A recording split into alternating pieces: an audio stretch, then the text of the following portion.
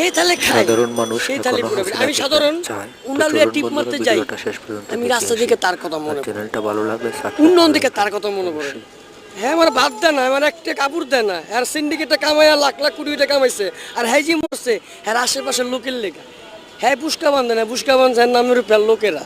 আমাদের সিস্টেম তো আমরাই নষ্ট করি। আমরা যদি মেনটেন করে চলতাম, দেশ স্বাধীন যে মেনটেন করে চলছি, তাহলে অটো চলতে পারতো। আমার একটা অটো আছে, আমি ভাড়া দিই।